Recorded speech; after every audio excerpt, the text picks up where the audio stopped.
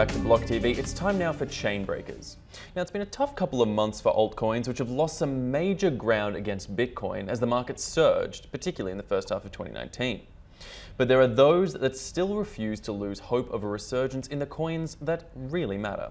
In particular, today we talk about the number 2 in the world of cryptos. Of course, I'm speaking about Ethereum, and we have with us Ryan Sean Adams, founder of crypto asset investment company Mythos Capital and a major Ethereum proponent. Ryan, thanks so much for joining us.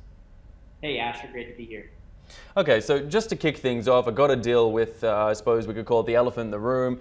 Ethereum, it's seen on markets a bit of a rough couple of months there, particularly we've seen some serious dives recently. Is this indicative of bigger issues with the network and with the currency as a whole, or is this really just water under the bridge?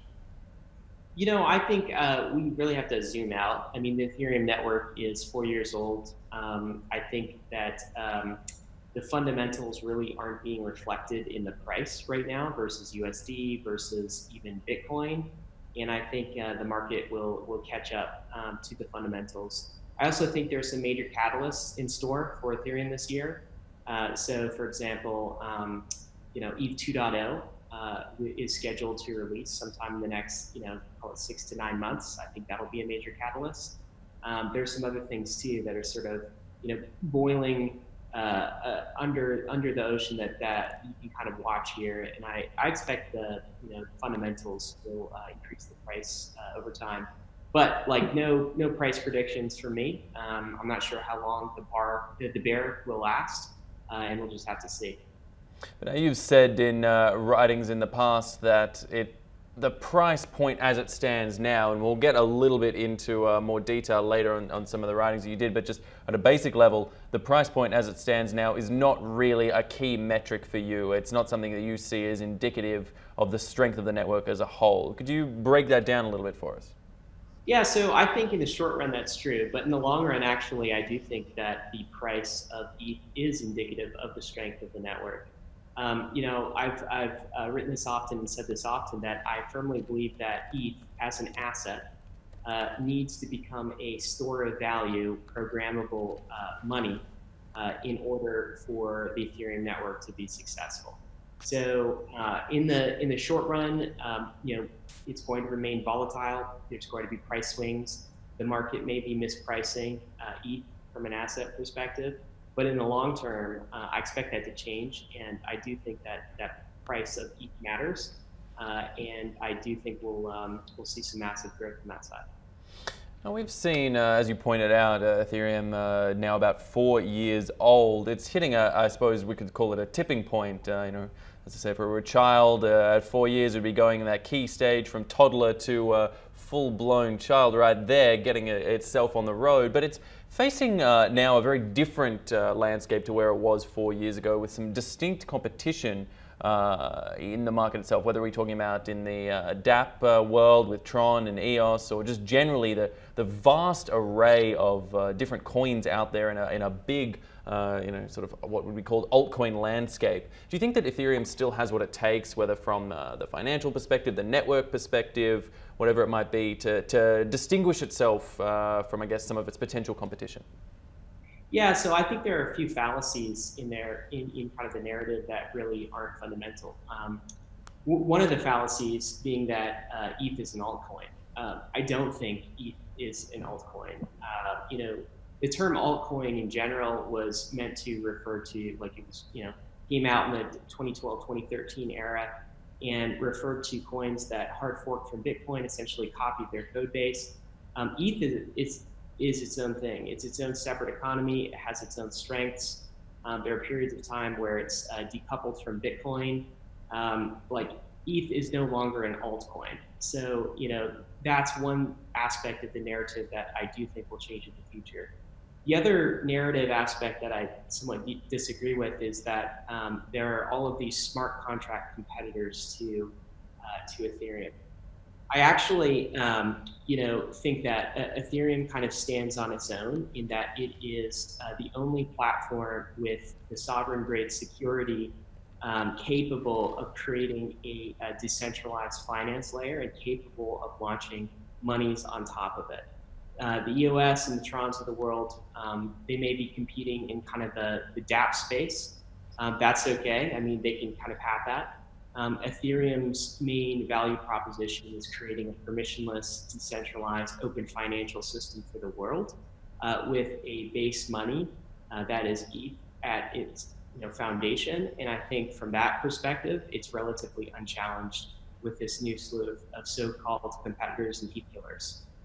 I want to talk about this sort of large-scale financial structure that that you've written about and talked about before when it comes to ETH and to Ethereum network as a whole. Now, you recently wrote an article in The Defiant in which you said, it was titled, "Ethereum only wins if ETH is money."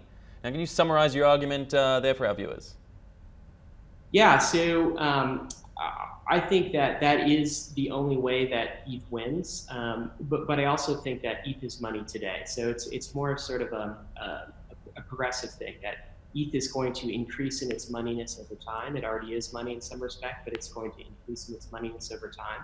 So the reason that's important is, number one, economic security. So I think the winning platform or the winning platforms for the global financial system are going to need to be the most secure platforms. I mean, I think that should make intuitive sense, because if you're putting trillions of dollars in assets, tokenized assets, or different monies or different financial structures on top of the system, its base layer has to be the most secure. And I believe that will be a power law thing. Only a few networks can maintain that level of security. So all of these networks, Ethereum included, their security, their economic security, is based on the value of their underlying token. So ETH needs to be highly valuable, worth trillions of dollars, in order to secure all of the tokens and all of the financial products and all of the protocol banks on top of it. I think that's the base argument. But I also think there's a secondary argument that basically says ETH itself, or any store of value that's kind of accessible, can serve as an economic primitive for the network. So it can be used as collateral in loans, for instance, as it's being used in something like DAI.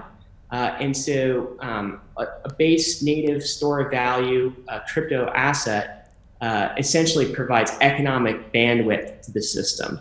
And you need this economic bandwidth in order to create a parallel non-sovereign system to the store of values that exist outside of the crypto space, primarily fiat currencies. So for those two reasons alone, security and for economic bandwidth to power an open financial system, ETH absolutely needs to be valuable.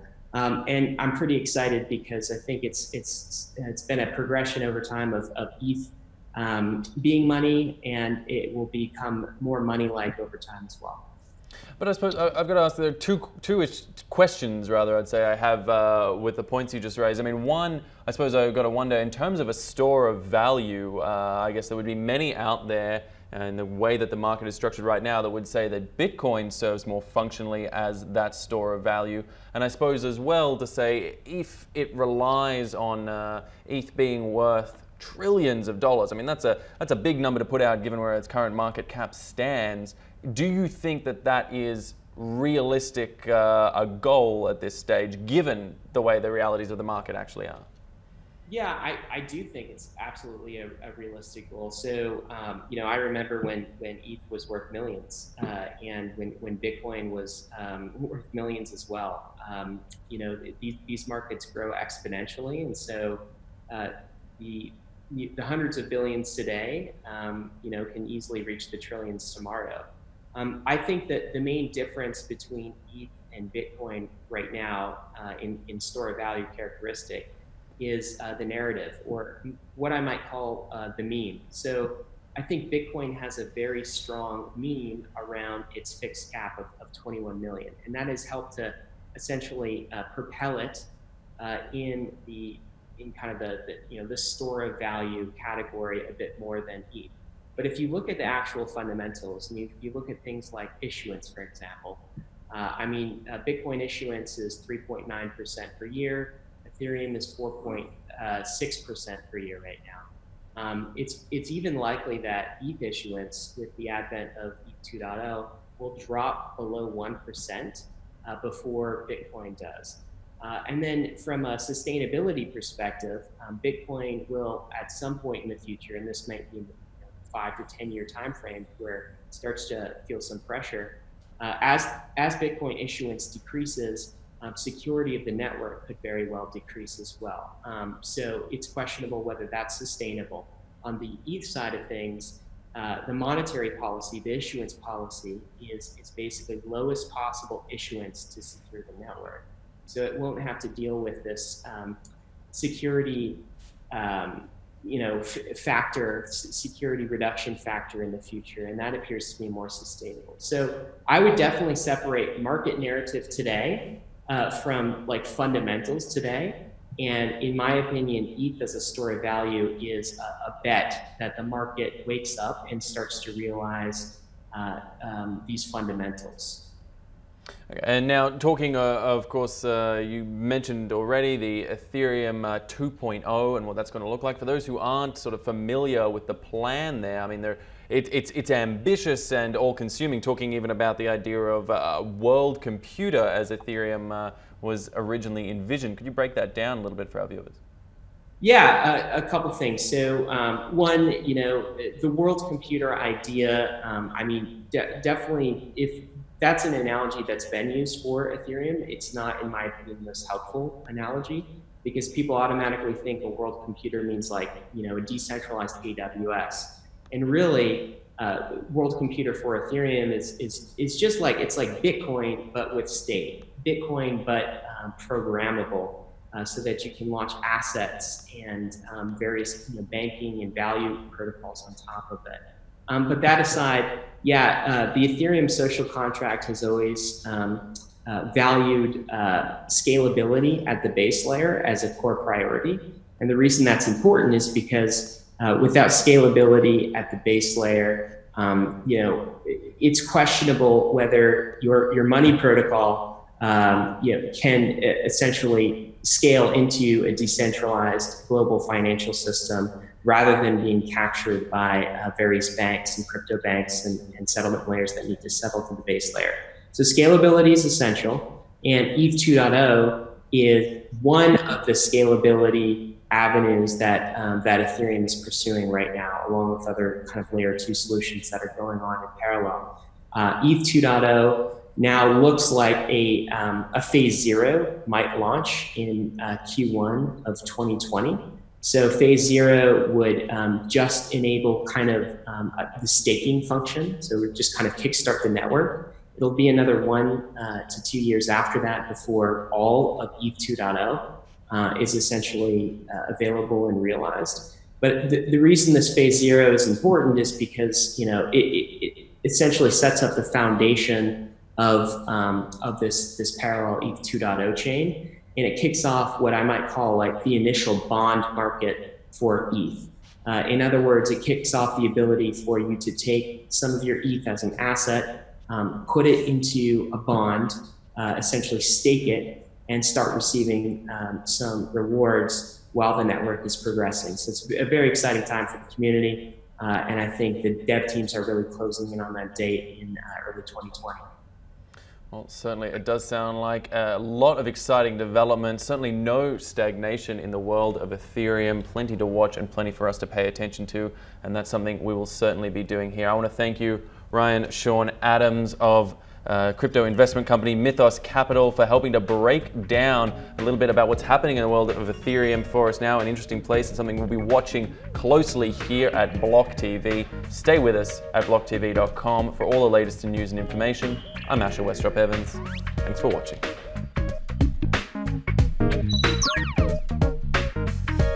For more news and updates, follow us on Twitter.